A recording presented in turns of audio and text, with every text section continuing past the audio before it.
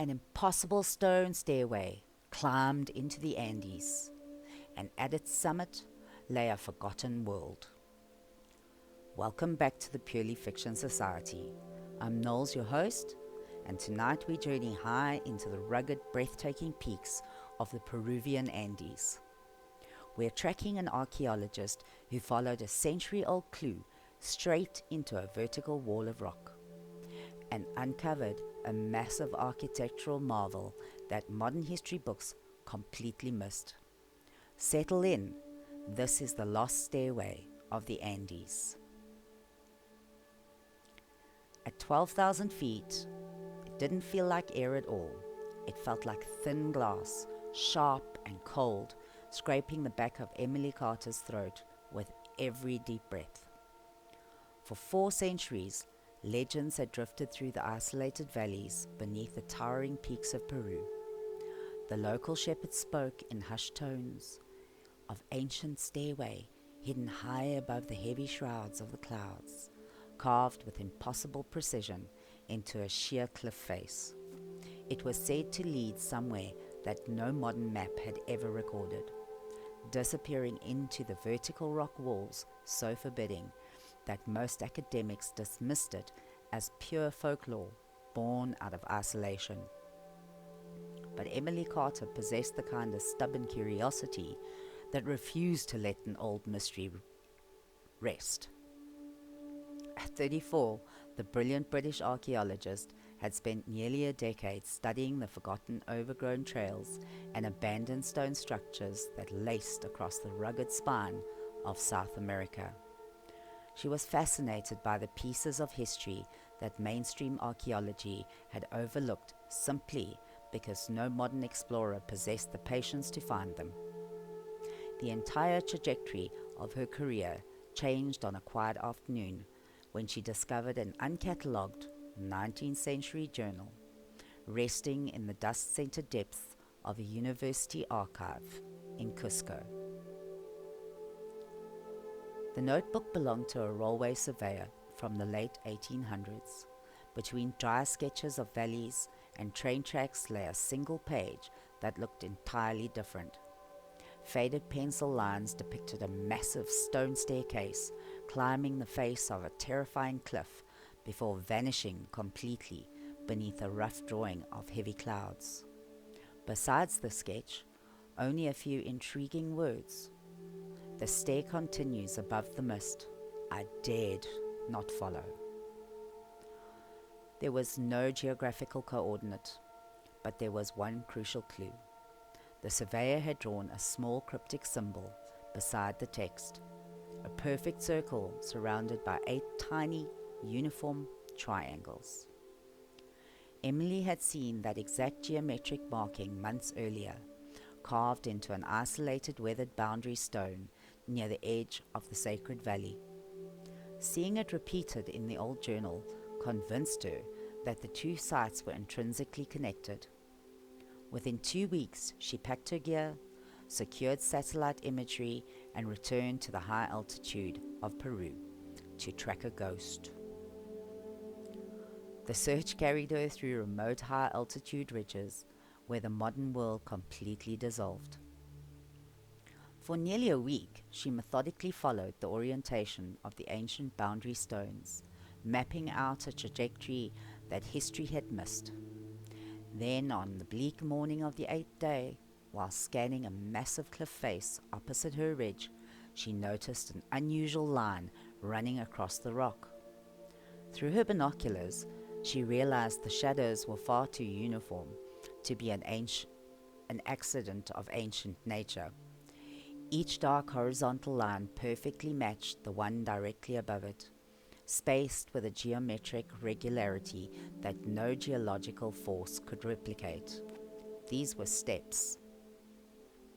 Reaching the actual base of the vertical cliff took hours of grueling climbing. Standing finally beneath the gargantuan wall of stone, Emily used her hands to brush away centuries of thick moss and tangled vines. The reality of the myth emerged. An entire magnificent staircase rose sharply upwards at a dizzying angle, before disappearing into a permanent blanket of drifting low-hanging cloud. The craftsmanship of the stonework was nothing short of extraordinary.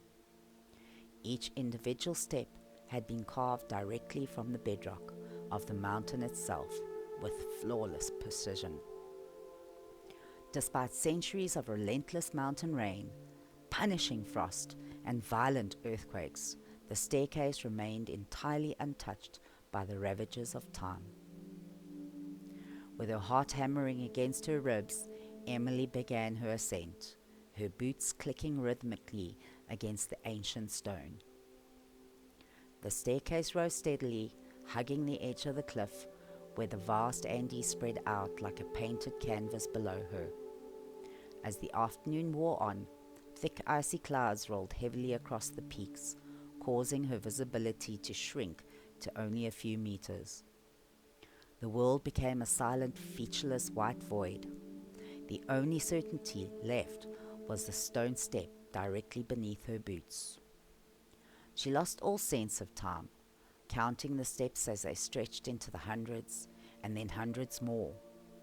Her muscles screamed for oxygen in the thin mountain air, but the drive to see the top pushed her forward. Suddenly, Emily emerged from the white wall of fog into the brilliant, unobstructed sunlight of a higher altitude. She stopped dead in her tracks, completely mesmerized. Spread out like a secret kingdom lay an enormous hidden plateau, entirely enclosed by an impenetrable circle of towering, jagged peaks that shielded it from the outside world. At the center of this secret valley sat a magnificent sprawling outpost, built from precision-cut grey granite. The architecture matched the classical monumental imperial style of the Incas. Broad, empty stone terraces descended into natural glacial streams, and massive stone walls formed beautiful open-air storehouses and administrative buildings. Emily approached the ruins, her awe wiping away all her exhaustion. This wasn't a place of myth. It was a completely forgotten, high-altitude outpost, built as a secret sanctuary away from the Spanish conquest. She walked into the central plaza and found herself standing before a massive carved stone sundial. Resting directly at the base of the pillar, housed inside a small protected stone alcove, was a true prize. A heavy, beautifully carved disc made of solid, polished green nephrite jade. This was a lost ancient Inca relic, one that she had never heard of. Emily dropped her pack and knelt before it, her hands trembling as she gently lifted the artifact. It was remarkably heavy, cool to the touch and carved with intricate, interlocking lines. In the center of the jade disc was the exact symbol from the Surveyor's Journal, the perfect circle with the 8 triangles. As she held it up to the light, she realized the truth. The carved lines on the relic perfectly mirrored the geometry of the surrounding mountains and the hidden passes. It wasn't magic, it was a highly advanced engineering map, masterfully carved into stone, helping the ancient rulers navigate and protect the secret sanctuary from invaders. It was a priceless piece of history. Emily spent hours photographing the relic, mapping the inscriptions, and documenting the architecture. She had found the ultimate archaeological treasure, proof of a lost outpost, and a masterwork of artifact that modern history books claimed never existed. But as the twilight turned the sky into a deep blue-purple, a heavy realization settled over her.